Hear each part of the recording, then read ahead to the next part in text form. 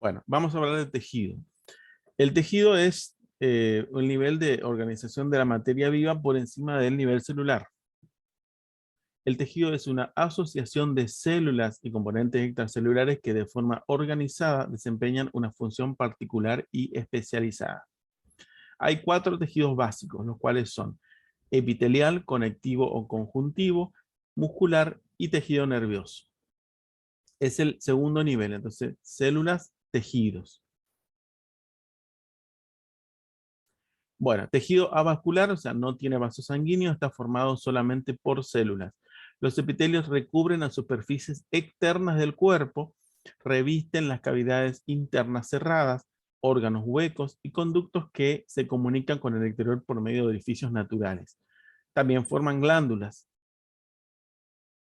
Características: cohesión celular, avascular, no tiene vasos sanguíneos. Hay una membrana o lámina basal que le sirve de apoyo. Polarización, tiene polo superior e inferior, y regeneración. Entonces, cohesión celular. Las células están muy unidas entre sí gracias a uniones intercelulares. O sea, están espalda con espalda, están yuxtapuestas. No hay nada que se interponga entre ellos. Un tejido vascular, bueno, no tiene vasos sanguíneos. El metabolismo de estas células depende de los vasos sanguíneos del tejido conectivo que está por debajo de la membrana basal. Regeneración: el ciclo celular de estas células es muy corto porque están sometidas a un desgaste continuo. Por ejemplo, las células de la piel que están en permanente, se están descamando permanentemente. O sea, entonces hay un desgaste continuo. Membrana basal. La membrana basal es una estructura que sirve de apoyo al epitelio. Está, bueno, por debajo de las células y tiene 3 capas. Una lámina lúcida, una lámina densa y una lámina reticular. La lámina lúcida tiene, bueno, material electrodenso, por eso se llama lámina lúcida. La lámina densa tiene colágeno tipo 4 y grupo proteínas. Y la lámina reticular tiene, bueno, fibras reticulares, colágeno tipo 1 y 2. Cuando nosotros tenemos las 3 capas, se llama membrana basal. Cuando hay solamente 2, o sea, la lámina lúcida y la densa, y falta la reticular, entonces la membrana basal se denomina lámina basal. Acá vamos a ver en una glándula intestinal la presencia de la membrana basal. Es una fotografía, microfotografía de una glándula intestinal, del colon, cortada transversalmente y con una tinción método PAS. Aumento 550 por. Acá tenemos otra imagen de la membrana basal, del epitelio de la tráquea, epitelio respiratorio, que bueno, está teñida con hematoxilina y eosina, tiene un epitelio estratificado ciliado con células caliciformes y un aumento de 450 por. Y acá tenemos otra imagen donde vamos a ver que la célula está acá, ¿no es cierto? Y tiene una región apical o superior, otra región basal o inferior, y tiene 2 regiones laterales que están en contacto con las células vecinas. Esto es una imagen del epitelio intestinal, ¿no es cierto?, que está especializado en la absorción de fluidos. Esto se llama microvellosidades, están acá. Y acá esto para demostrar, ¿no es cierto?, que la célula tiene varias zonas. La zona superior o región apical, inferior o basal y lateral. En todos esos lugares tenemos que la membrana plasmática sufre especializaciones o modificaciones que le permiten mantener relación con las células o las estructuras adyacentes, ¿no es cierto? En el polo o región luminal o apical tenemos microvellosidades, esterocilios, cilios y flagelos que estaban formados por partes conformaban el citoesqueleto de la célula. Bueno, son prolongaciones de ese citoesqueleto que conforman estas estructuras. Microvellosidades, bueno, un ejemplo acá era una microvellosidad intestinal especializada en absorción. Bueno, esterocilios y cilios, los cilios eran estos, perdón que sigo, estos son los cilios. Y bueno, y flagelos que son un ejemplo, los espermatozoides tienen flagelos. Eso es en el polo superior o región luminal o apical de la célula. Y en el polo región basal inferior tenemos invaginaciones, que son pequeñas, digamos, saliencias de la membrana, no saliencias, más bien son eh, zonas de la membrana plasmática de la célula que se meten hacia adentro de la célula. Y también hay uniones adherentes con la membrana basal. Acá tenemos la imagen de una célula donde hay acá abajo, está la membrana basal, y acá tenemos hemidesmosomas que van a unir la membrana basal con esa célula. Y acá tenemos toda la región lateral donde hay complejos de unión, uniones comunicantes y como por ejemplo la sonura de oclusión, sonura adherente y mácula adherente, o uniones comunicantes que sirven justamente de comunicación o para relacionarse con, con las células vecinas, ¿no es cierto? Algunas uniones van a permitir que pasen sustancias, otras que no, de acuerdo al tipo celular, al tipo de epitelio que nos estamos refiriendo. Digamos, lo importante acá es que es saber que tenemos los polos y que cada polo tiene sus especializaciones. Estos están, digamos, son todos superiores, apicales. Estos están en la parte basal, que sirven para unirse con la membrana basal, que está debajo. Y estos laterales, que son más bien para relacionarse con las células que están vecinas. Funciones del tejido epitelial: secreción, absorción, transporte, protección y función receptor. La función de secreción, bueno, son células que van a, por ejemplo, vimos acá el tejido, el epitelio de la tráquea que produce moco, el aparato respiratorio produce moco, bueno, y el epitelio tiene células que producen moco, y eso es la secreción. Absorción, el epitelio intestinal que tenía microvellosidades, absorción. Transporte, ese epitelio de la tráquea que tenía cilios, eso permite que se transporte está el moco y se transporte también agentes externos para que no pasen y no vayan al aparato respiratorio.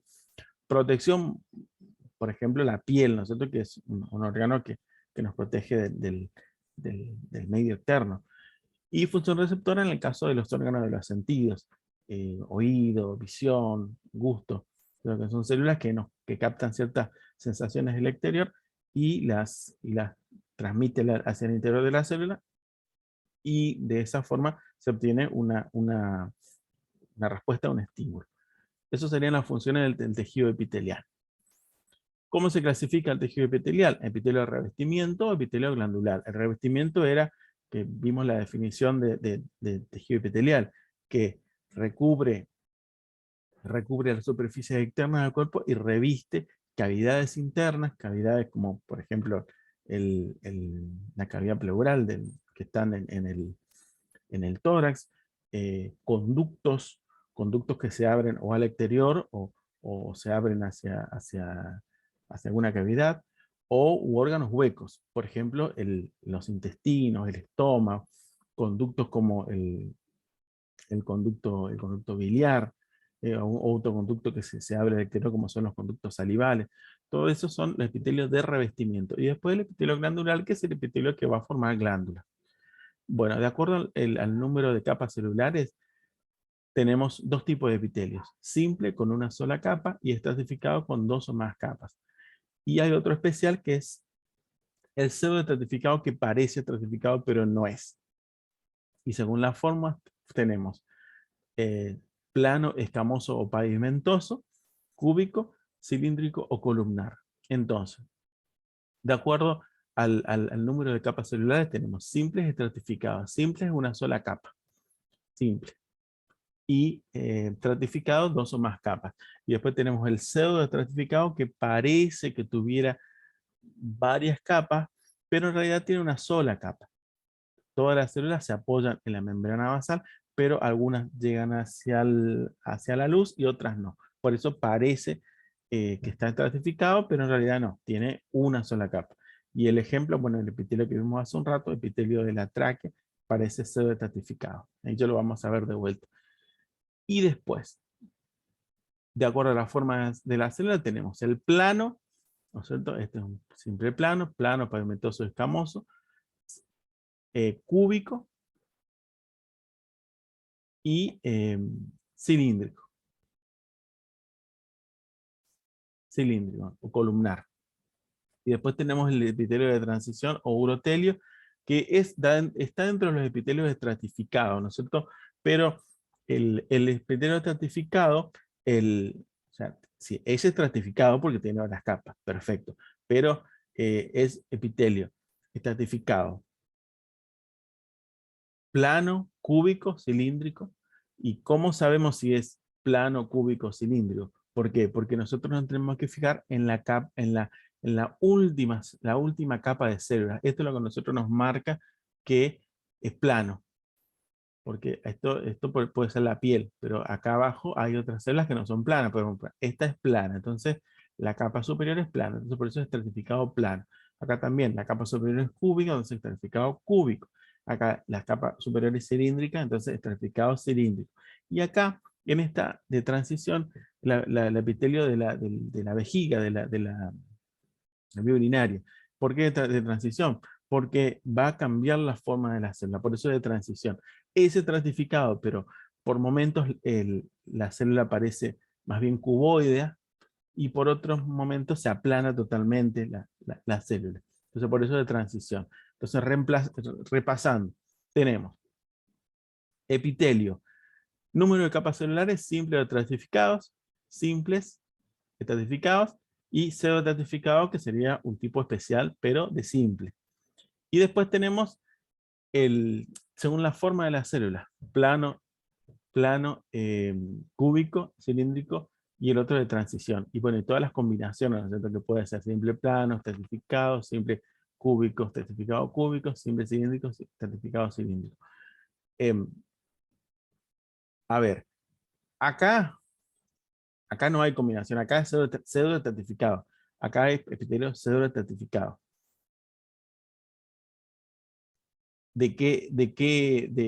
Cómo es la célula pseudoestratificada, pero es cilíndrico,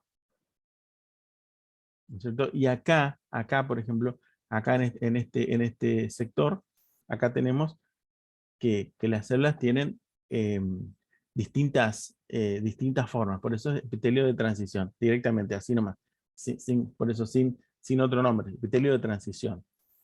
Entonces, epitelio plano simple, epitelio cúbico simple, epitelio cilíndrico simple, epitelio pseudoestratificado cilíndrico. Después, estratificado plano, estratificado cúbico, estratificado cilíndrico y de transición. Acá tenemos ejemplo de epitelio plano simple, que estaría acá. Este es el glomérulo renal. Epitelio plano simple. Epitelio plano simple. O sea, siempre clasificamos de los dos parámetros. Por un lado, plano y simple porque tiene una sola capa. Después, otro epitelio simple. Epitelio escamoso simple, que sería acá. Y este sería el epitelio escamoso. Y el epitelio cúbico simple, que estaría acá. Estos son cortes de conductos glandulares.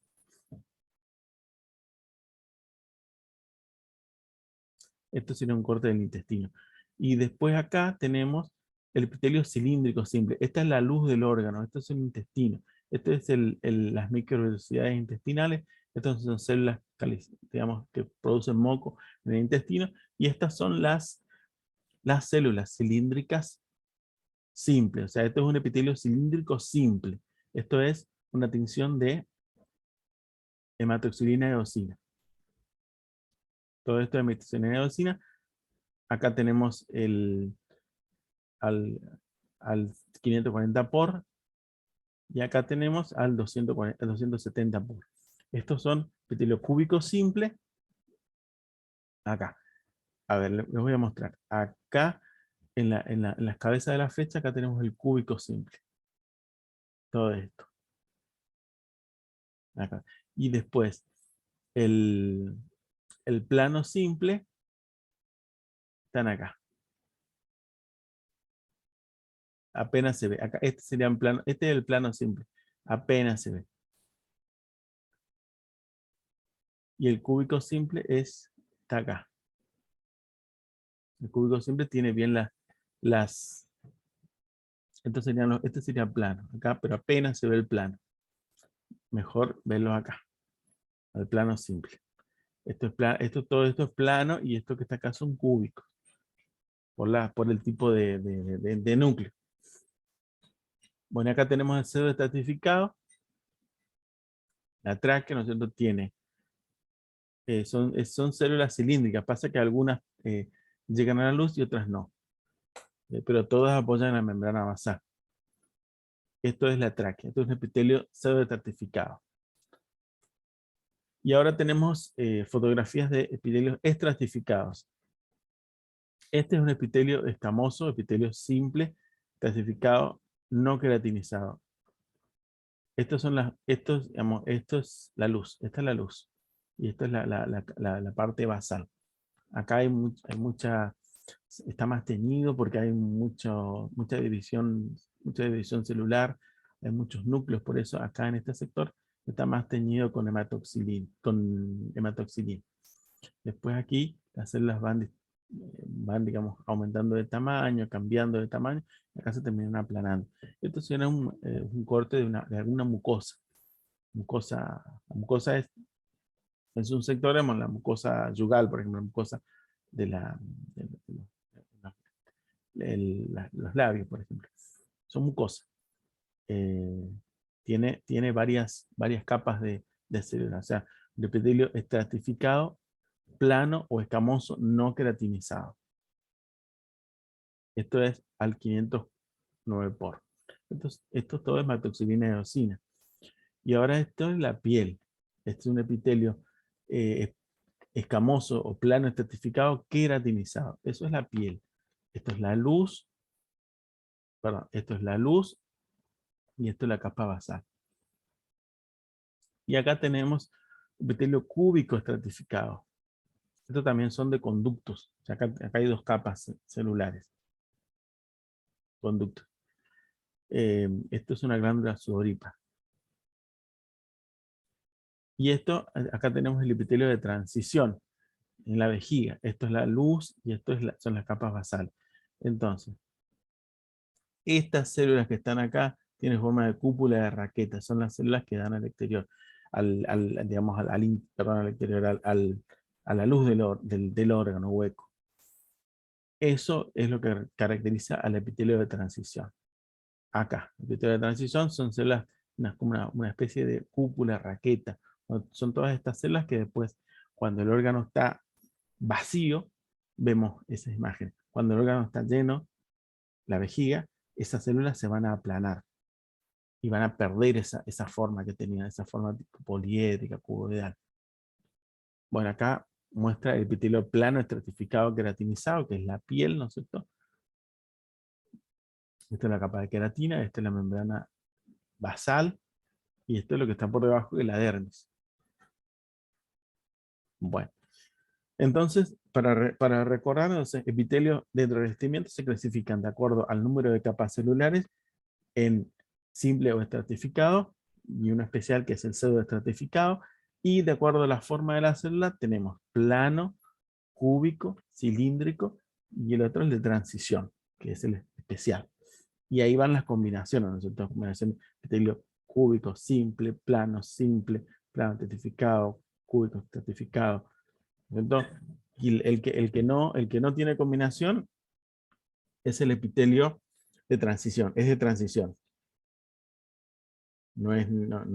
Sería un estratificado, pero no es de transición y no podemos saber si digamos, si la célula es plana, es cúbica, cilíndrica, no, es epitelio de transición. Estaría dentro de los estratificados. Y después el otro, el especial, que es el pseudoestratificado, el otro, bueno, ahí sí podemos describir que es una célula cilíndrica, estratificado cilíndrico.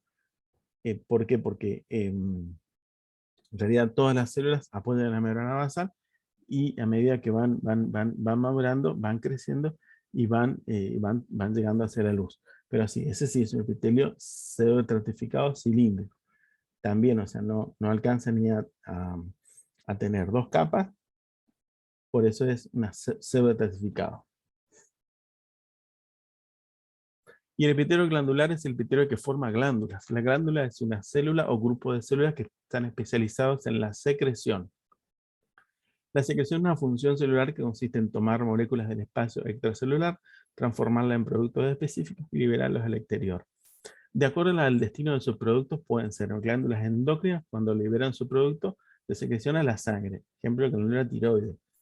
Glándula exócrina liberan el producto de su secreción por medio de un sistema de conductos que se abren en la superficie externa o interna. Por ejemplo, las parótidas, que son glándulas salivares. Y después tenemos las glándulas anficrinas o mixtas, por ejemplo el páncreas del hígado, que tiene una parte endócrina que libera un producto de secreción a la sangre, generalmente se llama hormona ese producto de secreción, y una parte exócrina que sí que liberan su producto por medio del sistema de conducto, en este caso del páncreas del hígado, hacia una cavidad cerrada, perdón, un órgano hueco como es el intestino. Origen. Acá muestra cuando del epitelio digamos, de revestimiento se origina la glándula, se mete en el tejido conectivo, se comienzan a introducir grupos de células y algunas células pierden el contacto con la superficie, entonces se especializan y comienzan a enviar sus productos por intermedio de la sangre. Y otros no, otros conservan el contacto con la superficie y los productos los van enviando, los van excretando por intermedio de estos conductos. Las glándulas exócrinas, las glándulas endócrinas no es tema nuestro. Tenemos que hablar de las glándulas exócrinas. ¿Cómo se clasifican? Se clasifican de acuerdo a distintos parámetros. De acuerdo al número de células secretoras, tenemos unicelulares o multicelulares. Unicelulares tienen una sola célula secretora, por ejemplo, las células caliciformes, que producen moco. Y las multicelulares tienen dos partes. Una porción secretora o adenómero, que estaría acá, y una porción excretora o conducto excretor, el sistema de conductos excretores, que son células no secretoras. Y esas, las células, las glándulas multicelulares son la mayoría de las glándulas. Entonces el epitelio de la tráquea, donde vemos las células caliciformes. Epitelio cilíndrico ciliado con células caliciformes. Esto sería una célula caliciforme, una glándula unicelular. Y entonces, volvemos a hablar de esto, que el resto de las glándulas multicelulares van a tener una porción secretora o adenómero que tiene un epitelio cúbico simple y luz más amplia, y una porción excretora o conducto excretor que tiene un epitelio cúbico o cilíndrico, simple o estratificado, de acuerdo al calibre. Acá tenemos un esquema con una microfotografía electrónica, donde vamos a ver, acá tenemos los adenómeros que tiene, bueno, epitelio cúbico simple, y los conductos excretores de distinto tamaño, que el epitelio es cúbico, cilíndrico simple o estratificado de acuerdo al calibre. Ese es un parámetro. Después, de acuerdo a la disposición de los conductos excretores, tenemos simples si los conductos no se ramifican, por ejemplo las glándulas sudoríparas de la piel, y compuestas si los conductos se ramifican, conducto excretor ramificado, por ejemplo las glándulas mamarias. Estas son las glándulas sudoríparas de la piel. Perdón. Acá estarían el corte. Esto es un folículo piloso. Acá estarían las glándulas sudoríparas. Después tenemos la glándula mamaria, donde hay todos los conductos ramificados. 3. De acuerdo a la disposición de las células secretoras, tenemos células secretoras. Ahora ya hablamos de células secretoras, no conductos. Tenemos tubular, glándulas sudoríparas. Alveolar, glándulas salivales. Y acinar, páncreas exócrino. Y acá tenemos las combinaciones, tubular alveolar o tubular acinar. A su vez se pueden dividir en ramificado o no ramificado. Diferencia entre acinar y alveolar, la luz es mucho más amplia acá. Alveolar semeja los alvéolos pulmonares, por eso es mucho más amplia la luz. En cambio, acinar no, acinar es mucho más, la luz es mucho más pequeña, por eso esa disposición.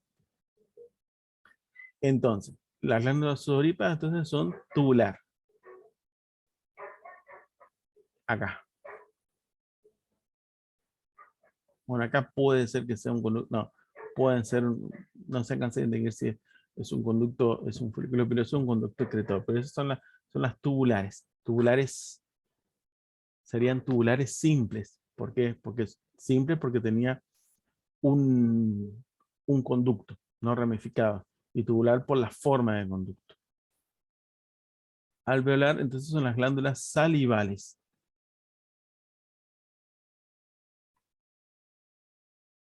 Acinar, estos son las salivales.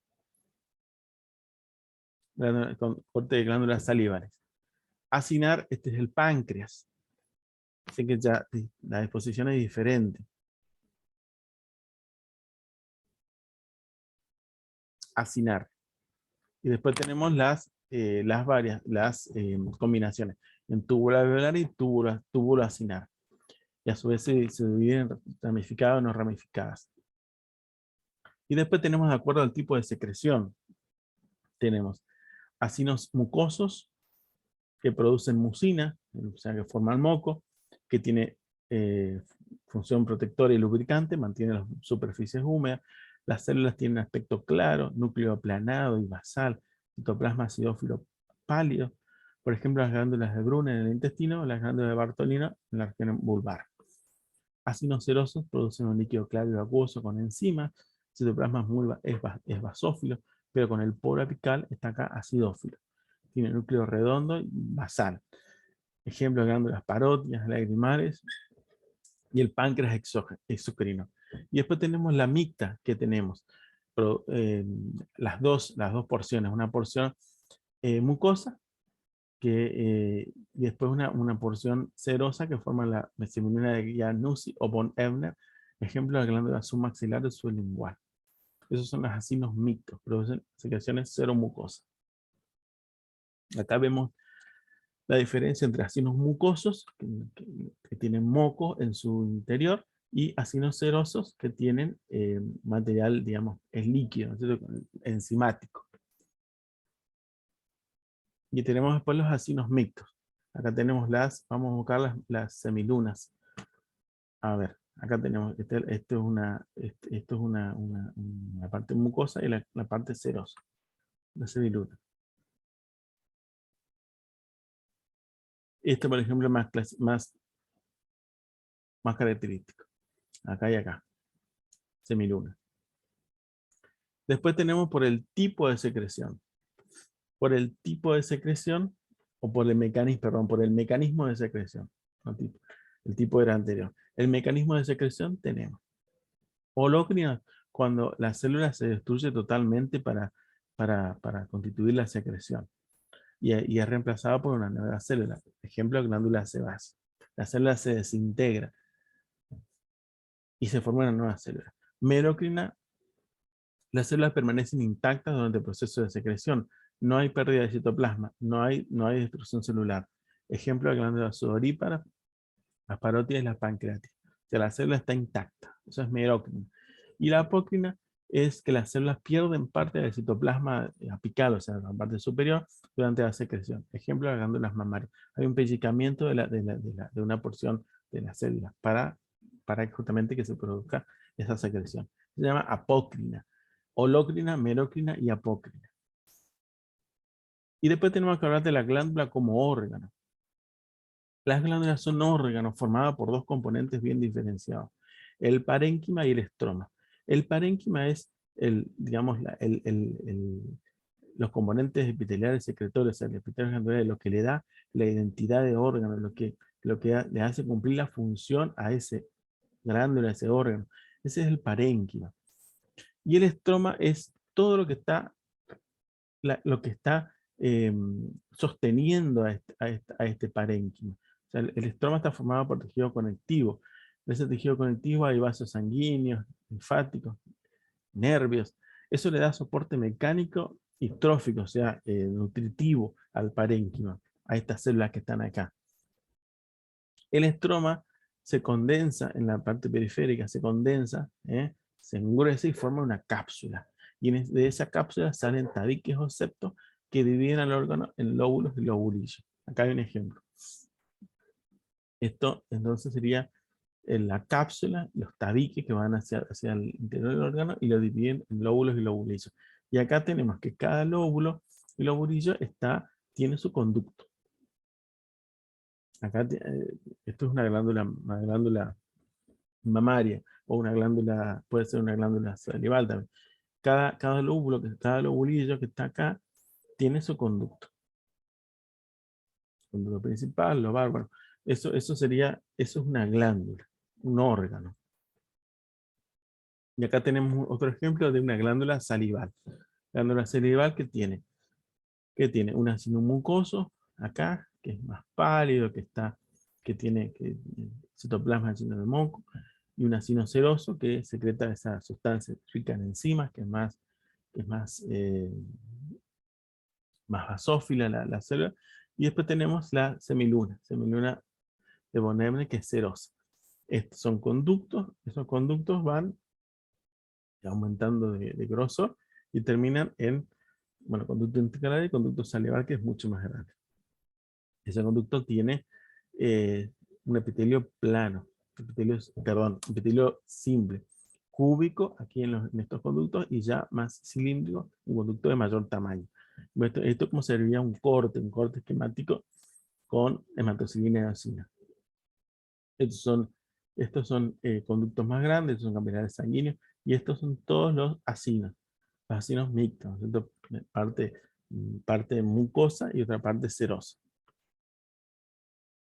Bueno, esto es tejido epitelial. Entonces, para repasar tejido epitelial, tenemos que acordarnos, perdón por esto, de esta diapositiva.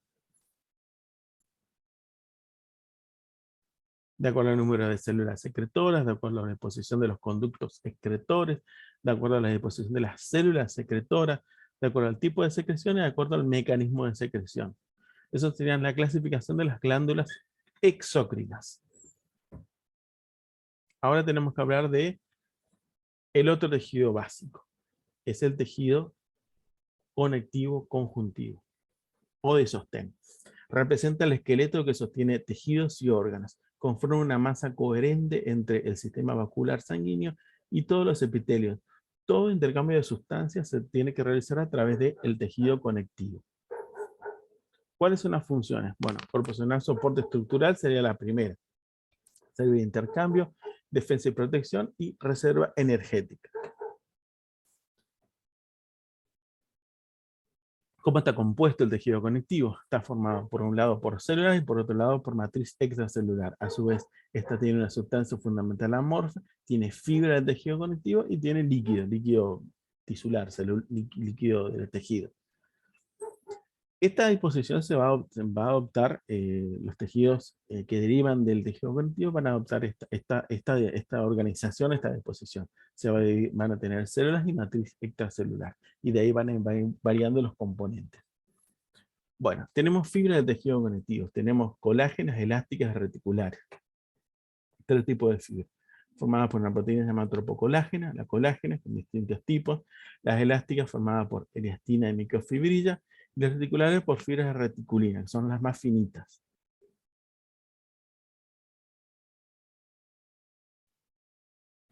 Fibras de colágeno, en la dermis, fibras elásticas, en la pared de las arterias, esto es función de norceína al 10 por, se aumenta, esto es hematocilina de eosina al 10 por, y las fibras reticulares, que son más finitas, impregnación en plata, argéntica, al 10 por. O sea, tres tipos de fibras tenemos en el tejido conectivo: colágeno, elásticas y reticulares.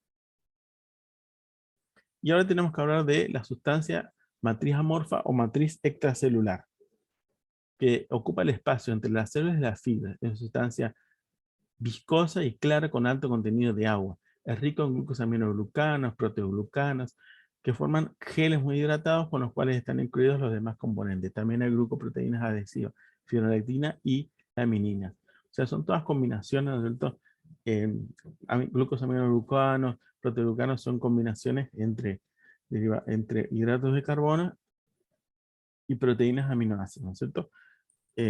Esos son los componentes. Entonces la matriz extracelular, que está por fuera de la célula. Y hablando de células, ¿qué tipo de células tenemos? Tenemos células residentes o fijas, que son del tejido conectivo, y móviles migratorios, que son de la sangre.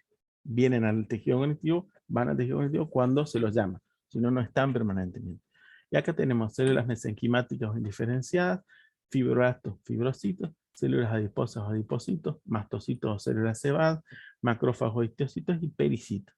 Después tenemos las otras que son de la sangre, plasmáticas o plasmocitos, linfocitos, neutrófilos, eosinófilos, basófilos y monocitos, son todos de la sangre. Bueno, empezamos de la célula mesenquimática. Son células que tienen forma de estrellado y fusiforme. Son indiferenciadas y pluripotenciales, o sea, pueden generar otros tipos celulares, varios tipos celulares, de acuerdo al estímulo que reciban. Sintetizan la matriz extracelular, o sea, todo lo que está por fuera de la célula las van a producir estas células. Se desarrollan durante la vida embrionaria, a partir del mesénquima de la capa mesodérmica de las capas germinales. Cuando veamos embriología vamos a ver que hay 3 capas germinales, endodermo, mesodermo y ectodermo. O sea, hay una capa que se llama mesodermo. Bueno, esa capa mesodérmica está formada por un material que se llama mesénquima. A partir de ese mesénquima se van a formar las células mesenquimáticas. Tienen la capacidad de diferenciarse a lo largo de distintas líneas celulares, y de esa célula mesenquimática van a derivar las células del tejido conectivo del adulto. En los adultos se cree que algunas células mesenquimales, mesenquimáticas, persisten en las paredes de los vasos sanguíneos con la capacidad de diferenciarse en diferentes células del tejido conectivo. O sea, pueden dar lugar. Eso se ha visto que pueden haber células que están en los vasos sanguíneos, en las paredes, y que se pueden diferenciar en otras células del tejido conectivo. Ahora vamos a ver acá en esta diapositiva que esta es la célula mesenquimática, una célula indiferenciada, pluripotencial, que puede dar origen a otras células, y de acuerdo al estímulo que reciba va a dar lugar a origen a fibroblastos, célula mesotelial, adipocito, célula endotelial, osteoblasto. Todas estas células dan origen, digamos, se originan a partir de esta célula que es la mesenquimática. Por eso es una célula indiferenciada, multipotencial, una célula de precursora. Y acá tenemos, bueno, esta es la sangre, esto veremos después en la sangre, que también hay una célula que es precursora de las otras. Entonces, fibroblasto es la célula más abundante y común del tejido conectivo, es la fundamental, digamos. Se origina a partir de las células mesenquimáticas, tienen forma irregular, tienen fusiforme o estrellada.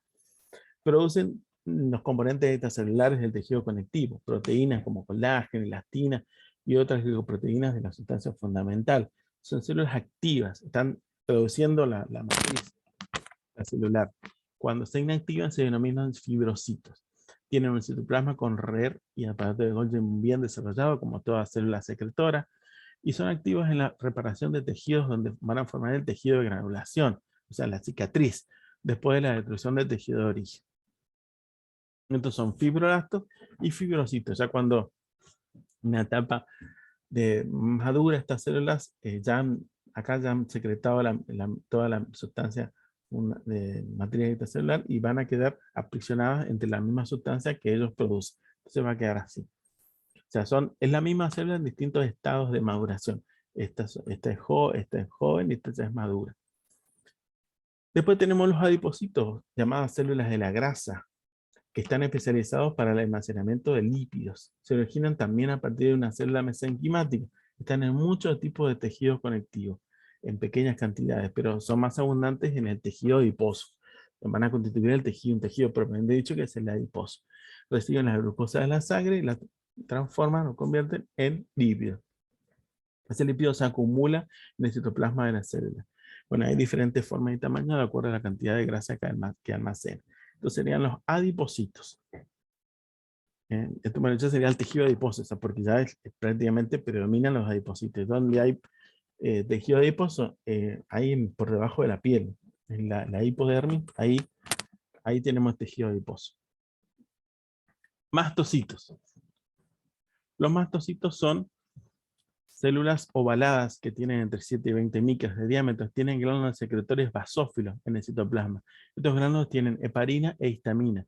Esas sustancias se liberan cuando las células son dañadas por alguna lesión. También liberan sustancias que son vasoactivas que actúan sobre el vaso sanguíneo y permiten que esos vasos sanguíneos sean atravesados por otras células. Esas sustancias son esenciales en la respuesta inflamatoria, la inmunidad innata en la reparación de tejidos. Entonces, son células que intervienen en la inflamación. Se encuentran ¿dónde? En el tejido conectivo de los vasos sanguíneos pequeños, la piel, los tejidos del estrato digestivo, respiratorio, y en la cápsula fibrosa de órganos molidos del vaso. Están en todos lados. Están, digamos, son células que están preparadas para intervenir cuando hay alguna situación donde se rompe los mecanismos de defensa. Ahí intervienen los mastocitos. ¿Se originan de dónde? A partir de células progenitoras de la médula ósea. Acá no se origina de la mesenquimática, sino que se origina de la médula ósea. Son los mastocitos. Los macrófagos también son células que derivan de la médula de precursores de la médula ósea. En este caso, células que se llaman monocitos. De ahí derivan. Son células también de forma irregular, con gránulos de citoplasma, tienen capacidad fagocítica, miden 10 a 30 nanómetros de diámetro, micras de diámetro, con un núcleo central riñonado, están en el tejido conectivo de la mayoría de los órganos. Derivan entonces de las células precursoras de la médula ósea, de monocitos, que esos monocitos atraviesan la pared epitelial de los vasos sanguíneos, el endotelio, llegan al tejido conectivo y ahí se diferencian, se transforman en la macrófago, en células fagocíticas. O sea, el monocito está en la sangre, de ahí se va al tejido conectivo, atraviesa los vasos sanguíneos, esos vasos sanguíneos están permeables porque ya de antemano hubo sustancia que me secretó esta célula, el mastocito, sustancia vasoactiva, que permitió que esta célula atravesara el monocito atravesara el endotelio, o sea, la pared del vaso, y fuera al tejido conectivo. Y ahí se transforma en células fagocíticas. O sea, son células del sistema inmunitario. Tienen un papel importante en las primeras etapas de reparación e inflamación después de un daño de los tejidos, y algunas están especializadas en la eliminación de células, tejidos muertos y agentes externos. Estos serían los macrófagos. Y cuando se juntan muchos macrófagos, en cada situaciones patológicas, se fusionan los macrófagos alrededor de un cuerpo extraño. Se forma una especie de sincicio. Sincicio es como una agrupación, vamos a decir, un pegote de células. Pero digamos, se fusionan en el citoplasma y se acumulan los núcleos con la intención de contener a ese agente extraño de gran tamaño, ¿no es cierto? Entonces acá tenemos, por ejemplo, una tuberculosis, una micobacteria, donde acá se forman las células gigantes multinucleadas, tratan de contener de alguna forma esa agresión, esa infección. Acá vemos entonces, por un lado vemos mastocitos, acá células cebadas, y acá tenemos los macrófagos. Bueno, acá otras imágenes para ver el tejido conectivo, para ver los esquemas. Y acá tenemos la clasificación. Se clasifica en tejido conjuntivo embrionario, conectivo, conjuntivo, lo mismo, y tejido del adulto. Este es el propiamente dicho. Y estos son los tejidos especializados, que será el tema de otra clase. Adiposo, cartilaginoso, óseo, sanguíneo, hematopoyético y linfático. Tenemos tejido conjuntivo propiamente dicho, sería el embrionario y el del adulto. Tenemos el mesenquimático, está en el embrión, ¿no? Son pequeñas células fusiformes con prolongaciones. El espacio extracelular tiene sustancia fundamental, viscosa y escasas fibras colágenas. Está en el embrión, son pequeñas células con prolongaciones, y el espacio extracelular tiene mucha sustancia fundamental y tiene pocas fibras colágenas. Después tenemos el otro, el tejido conjuntivo mucoso. O sea, siempre hablando de esto, del tejido conjuntivo embrionario, mesenquimático y mucoso. Ese está formando parte del cordón umbilical. Hay matriz celular gelatinosa, predomina. Fibras colágenas tiene, pero son poquitas, onduladas. En las células son similares, son fusiformes con prolongaciones citoplasmáticas. Estos serían los núcleos celulares que se ven acá. Y ahora tenemos ya ya estos tejidos más del adulto. Tejido conjuntivo laxo o areolar. Eso es la dermis. Está debajo del epitelio de la piel, ¿no es cierto? Del epitelio claramente certificado queratinizado. Rodea glándulas, rodea vasos sanguíneos.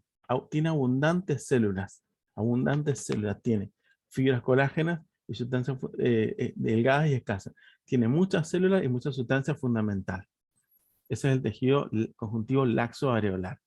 Después tenemos también en la piel, pero en la dermis, tenemos un tejido conjuntivo denso, no modelado o irregular. O sea, el denso ya va a tener, es denso. Entonces, ¿qué va a tener más? Si es más denso, va a tener más fibras. Va a tener muchas fibras colágenas. La sustancia fundamental ya va a ser menor y las células también. O sea, diferencia entre tejido conjuntivo laxo y denso, la composición.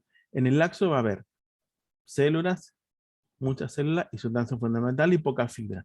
En el denso vamos a tener pocas células, mucha fibra y menos sustancia fundamental. O sea, las células son los fibroblastos. Acá tenemos que ver que el denso puede ser no modelado o irregular porque las fibras se van en haces de fibras en todas las direcciones. En cambio tenemos el denso modelado o regular, donde también tenemos pocas células, poca sustancia fundamental y muchas fibras. Pero las fibras se disponen en haces paralelos, están juntas en haces paralelos. Y eso hace que se adquiera máxima resistencia. Y es el tejido conjuntivo denso modelado regular, es componente de los tendones, ligamentos y aponeurosis.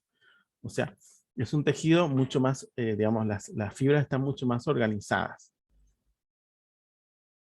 Y después tenemos el tejido conectivo elástico.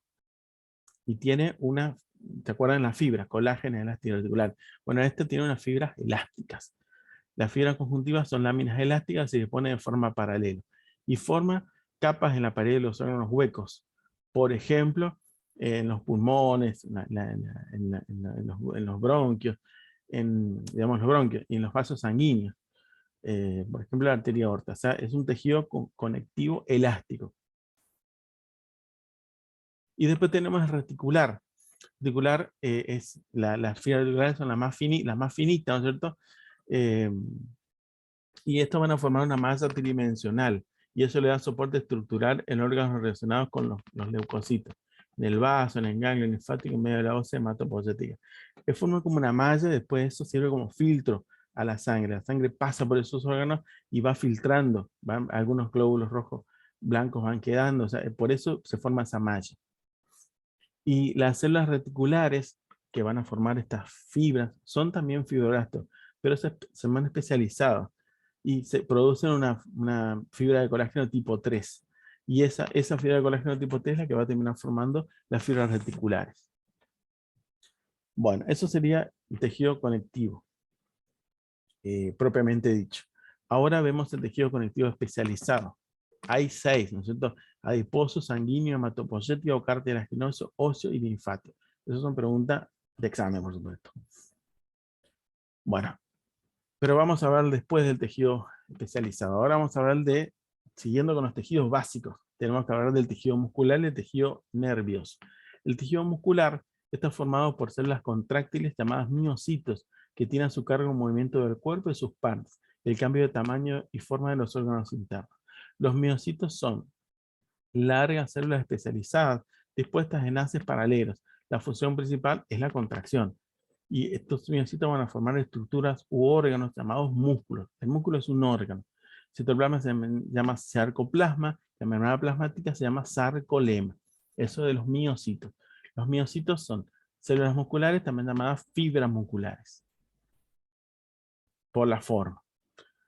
Entonces, los músculos que permiten el movimiento de las articulaciones y los huesos contribuyen a la formación de las paredes de los órganos huecos, corazón, estómago, intestino, vejiga y vasos sanguíneos.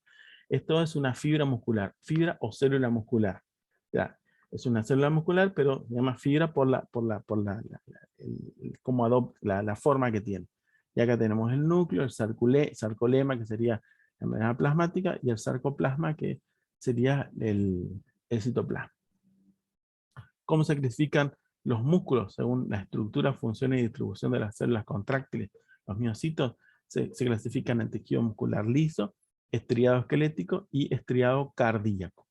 El liso, son células fusiformes, alargadas, fusiformes con forma de huso, que tienen dos extremos afinados y la parte media tiene más ancha. Esa sería la forma, ¿no es cierto?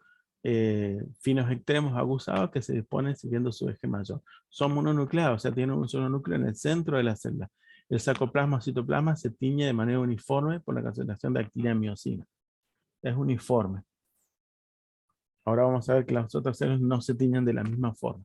Las fibras se agrupan en haces y se rodean del tejido conectivo. Como la contracción es lenta y prolongada y es estimulada en forma involuntaria. Ese es el tejido muscular liso. O sea, el tejido muscular liso forma las paredes de los órganos huecos. Órganos huecos, estómago, intestino grueso, delgado, la tráquea, los bronquios mayores, todos esos son órganos huecos. Entonces, ahí va a formar parte de las paredes, el músculo liso.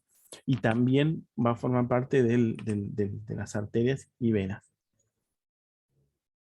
Esto es el tejido muscular liso. Corte transversal y corte longitudinal. Después tenemos el tejido muscular estriado esquelético. Constituye los músculos, lo que nosotros conocemos como músculos. Esos están formados por el tejido muscular estriado esquelético. Cada célula muscular o fibra muscular es un sincicio. Un sincicio significa como una agrupación de células. Que no hay que hacer una separación entre célula y célula. Por eso es como un sincicio. Se ve, la separación es difícil, ¿no es cierto? Y está formado por miocitos o multinucleados. Tienen múltiples núcleos. En un corte transversal tiene forma poligonal y en un corte longitudinal, que sería tiene forma alargada. Los núcleos están por debajo de la membrana plasmática o sarcolema. O sea, membrana plasmática o sarcolema. Sarcoplasma es el citoplasma. La contracción del tejido muscular estriado esquelético es rápida, corta y estimulada en forma voluntaria. Eso sería el tipo de contracción. Y bueno, vamos a ver ahora por qué es estriado. Fíjense que estos son las estriaciones, tienen diferentes coloraciones en el citoplasma. ¿Y qué hay por dentro de la fibra muscular o célula muscular? Tenemos miofibrillas. Es el citoesqueleto. El citoesqueleto está conformado por miofibrillas. Las miofibrillas son los elementos contráctiles de las células, de estas células. Esto serían las miofibrillas. Acá para ver, unas de fibras musculares, aquí tenemos una fibra o célula muscular, están los núcleos, y acá tenemos las miofibrillas. Y cada miofibrilla está formada por unidades contráctiles que se repiten, se llaman sarcómeros. Ahora vamos a ver que la contracción se produce por la interacción de estructuras proteicas citoplasmáticas, se llaman los miofilamentos, ¿cierto? Las miofibrillas son estas. Acá adentro hay miofilamentos. Los miofilamentos hay dos tipos, finos de actina y gruesos de miocina, o sea, son proteínas. Acá tenemos los sarcómeros. Los miofilamentos se distribuyen, tanto los finos y gruesos, en el citoplasma y los miocitos, y forman bandas y líneas perpendiculares al eje mayor, unas claras y otras oscuras. Tenemos bandas A, que son oscuras, con superposición parcial de miofilamentos finos, que serían estos, y gruesos. Bandas I, que están acá, solamente tienen filamentos finos, que son más exteriores. Bandas H, la porción central de la banda A, donde hay solamente miofilamentos gruesos. Línea M, que es central a la banda A. La línea M estaría acá, no se ve. La línea 7 es la unión de los miofilamentos finos continuos. Y el segmento entre dos líneas Z, esto que está acá, se denomina sarcómero, que es la unidad funcional de la contracción, sarcómero o sarcómero. Acá está relajado y contraído. En contraído se acercan más, empiezan a trabajar estas uniones y ahí se produce la contracción. Esto es el sarcómero, esta es la unidad de la contracción. Y esto es lo que le da las estrías al músculo. La disposición de las miofibrillas, perdón, de los miofilamentos finos y gruesos, esto le da la estriación a los músculos. Perdón que estoy así. Bueno, acá tenemos la organización, ¿no es cierto? El músculo que está acá arriba, vean este músculo, el fascículo muscular, la fibra muscular, la célula muscular, la miofibrilla, y acá tenemos los miofilamentos. ¿Ah? Esto es la organización desde el músculo anatómico que se ve en un músculo hasta la organización histológica, del nivel macroscópico al nivel molecular. Digamos. Estos serían los filamentos de miocina y de actina. Y bueno, ¿cómo el músculo esquelético? ¿Cómo la anatomía? Bueno, tenemos que el músculo tiene envolturas de tejido conectivo. Y tenemos que vamos a partir desde adentro hacia afuera. La fibra celular muscular le envuelve un endomicio de tejido conectivo. A su vez, estas fibras se van a unir en haces o fascículos musculares que van a estar, lo va a rodear el perimicio, va a formar los fascículos. Y esos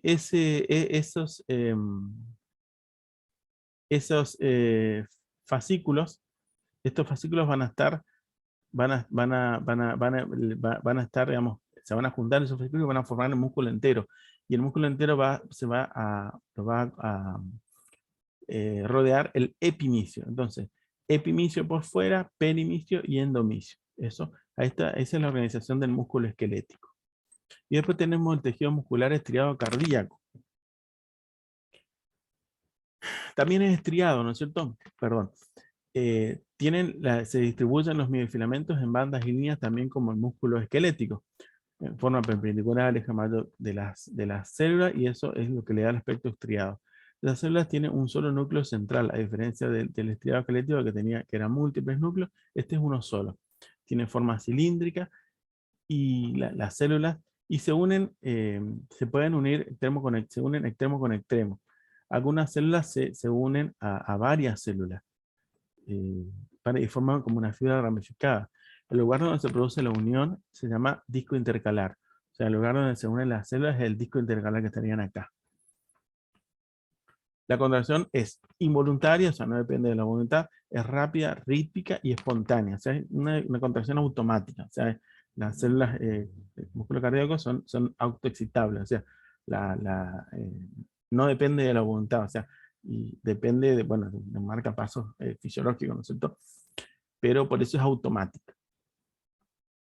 Y bueno, estas son las imágenes, son los discos intercalares, uniones entre células y un solo núcleo.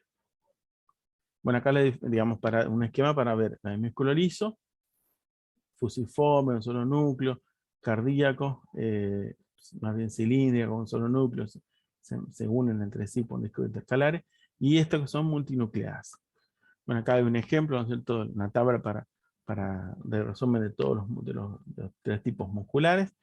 Y finalmente veremos el tejido nervioso, que es el cuarto tejido básico, que constituye los órganos del sistema nervioso central, encéfalo, médula espinal y sistema nervioso periférico, que son los nervios, ganglios nerviosos, terminaciones nerviosas especializadas, motores y sensitivas.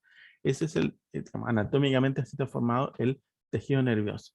Pero desde el punto de vista histológico, veremos que en el sistema nervioso central, o sea, encéfalo y médula espinal, el tejido nervioso se distribuye en sustancia gris, donde están los cuerpos de las neuronas, la célula de sostén y matriz intercelular, la A, y en sustancia blanca, que también, además de célula de sostén, solamente están las prolongaciones de las neuronas. Y tienen gran cantidad de material lipídico, por eso es el aspecto. Bueno, la neurona o célula nerviosa es la célula principal y la unidad funcional del tejido nervioso. Son células especializadas en recibir y conducir impulsos eléctricos a través de sus prolongaciones. Los contactos entre las neuronas que permiten la transmisión de la información de una célula a otra se denominan sinapsis. Esto es una neurona, una neurocina, y esto es un esquema, ¿no es cierto? El cuerpo de la neurona con las prolongaciones. ¿Cómo está constituida la neurona? Tiene varias partes. Cuerpo, soma, pericarión, que es estaría esto, acá estaría el citoplasma, que el núcleo es grande, polimórfico, un nucleolo importante, y tiene organelas características, son los cuerpos de Nisi, que son el RER bien desarrollado, que estaría acá. Prolongaciones que hay de dos tipos, se tienden del soma hacia el exterior, que son axón, que es la más larga y única, transmite impulsos desde el soma hacia una terminación especializada, que está desnudo mientras atraviesa la sustancia gris, y puede estar envainado con la sustancia lipídica o mielina hasta el sitio de sinapsis. Y las dendritas que son prolongaciones múltiples, más cortas y ramificadas, que transmiten impulsos desde la periferia hacia el soma. O sea, el sentido para el axón es centrífugo y centrípeto las dendritas. Acá tenemos la neurona, con una atención especial, una impresión argentina. Acá tenemos el citoplasma, el axón, las dendritas, las células de sostén, células gliales. Y después tenemos las células de sostén, que son células no conductoras, o sea, no son neuronas. Están en contacto con las neuronas y le dan sostén físico, protección para las prolongaciones neuronales, aislamiento eléctrico para los somas, la prolongación de las neuronas. Imagínense que son todos cables eléctricos y bueno, tienen que tener un aislamiento, algo para que la sinapsis no sea en forma totalmente descoordinada. O sea, tiene que haber un aislamiento entre axones y entre somas. Y también son mecanismos de intercambio metabólico entre vasos sanguíneos y las neuronas, porque las neuronas se nutren a través de esas células. En el sistema nervioso central tenemos que se llaman neuroglia o células gliales. Tenemos oligodendrocitos, son pequeñas, intervienen en la formación de mielina, que es la capa que rodea las terminaciones. Microgliocitos, que tienen propiedades fagocíticas, y células ependimarias, que son células cilíndricas que revisten las cavidades del encéfalo y el conducto central de la médula espinal, o sea, los ventrículos del encéfalo o la médula espinal. Son células ependimarias. Después tenemos los astrocitos, que son células más grandes que proveen sostén físico y metabólico para las neuronas. Tenemos protoplasmáticos en la sustancia gris, que tienen muchas prolongaciones citoplasmáticas, cortas ramificadas, protoplasmáticos, y fibrosos en la sustancia blanca, que tienen menos prolongaciones largas y rectas. Ambos tienen pies perivasculares o pies terminales. Las prolongaciones de los astrocitos se van hacia los vasos sanguíneos y comunican vasos sanguíneos y neuronas. Los extremos de esas prolongaciones se expanden y forman puentes, y estos van a cubrir grandes porciones de los vasos sanguíneos de los axones. O sea, son como ventosas. Por un lado se adhieren a los vasos sanguíneos, por otro lado a las terminaciones de las neuronas. Y en el sistema nervioso periférico tenemos células de Schwann y células satélites o anfisitos. Son células de Schwann que rodean los axones en las neuronas y pueden formar mielina, ¿no es cierto? Algunas forman mielina, otras solamente las aíslan, ¿no es cierto? Algunas pueden formar mielina, otras no, pero sí, digamos, la mayoría de veces forman mielina. Entonces, la mielina se forma en el sistema nervioso central, los oligodendrocitos, y en el sistema nervioso periférico, las células de Schwann. Y después tenemos células satélites o anfisitos, los ganglios nerviosos, que, bueno, en el nervioso también hay neuronas. Bueno, esas células que van a rodear el cuerpo neuronal y le van a servir digamos, de sostén, de aislamiento, y van a actuar como una capa protectora, ¿no es cierto? Van a rodear ese soma neuronal. Y bueno, acá tenemos un repaso de sostén físico-metabólico, los astrocitos, propiedades fagocíticas de la microglia, formación de la mielina en el SNS, el oligodendrocito, en el periférico la célula de Schwann, y acá me faltó las células ependimarias. Bueno, después tenemos que hablar del nervio periférico. Los axones, bueno, los músculos están formados por haces musculares, a su vez formados por fibras musculares o células musculares. Y acá tenemos que el nervio es un conjunto de axones. Cada axón, o sea, los axones o sea, terminaciones nerviosas, van a estar cubiertas de mielina y se van a agrupar en fascículos. Cada fascículo está envuelto en una lámina de tejido conjuntivo que se llama perineuro. Entre los axones hay un endoneuro, que sería el endomicio, bueno, endoneuro. El perineuro envuelve todos los haces, sería el perimicio. Y el epineuro, que es el epinicio, equivalente, ¿no es cierto?, es lo que envuelve al conjunto de fascículos nerviosos. Esto sería el nervio periférico. El epineuro por afuera, el perineuro y el endoneuro. Esas serían las tres capas que son similares a las capas que hace un ratito vimos de los haces musculares. Y eso sería todo.